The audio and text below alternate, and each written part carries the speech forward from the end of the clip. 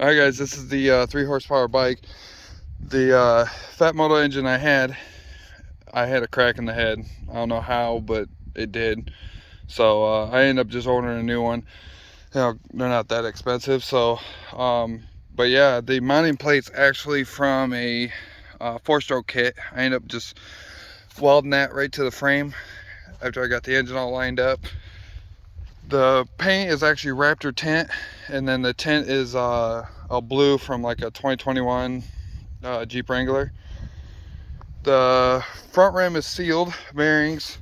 I'm gonna be putting another steel bearing rim on the rear, but I had an accident with it where the chain tensioner snapped, ripped all the spokes out. So for right now, I'm just running this mountain bike rear rim. The seat's off the Phatmoto. I put a regular seat back on that, and then I put on this. I just wanted to make this kind of like a long range. I did put a tack on it. The governor is removed.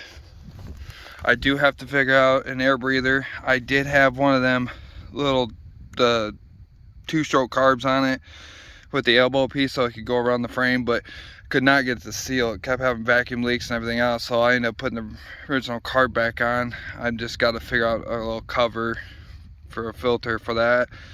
The jack shaft is running. On the jack shaft, I'm running a 9 on the motor, 36 to a 10 to a 50, and it's got enough power to get through this field, which is very soft at the moment. That 36 sprocket is actually off the Phatmoto. That was for the jack shaft that the bike originally came with. I ended up just welding it to another sprocket that they had the little guide holes for clamping down to the jack shaft. That turned out to work really well. But yeah, I've been riding. I took it out yesterday and rode it for a little bit. I did put longer handlebars on it. The handlebars I had were kind of too short, but it seems to be holding and working real well. I'm gonna be, as soon as it warms up, it's supposed to be 60 tomorrow, but it's probably gonna rain. If it doesn't rain, I'm gonna have to go do a video riding it. But yeah, this is it. Oh yeah, the other big problem I ran into, it kept dying on me. It's full of oil, but the oil sensor, every time as soon as you try to give it gas to take off, oil must be sloshing back far enough that it would kill the engine.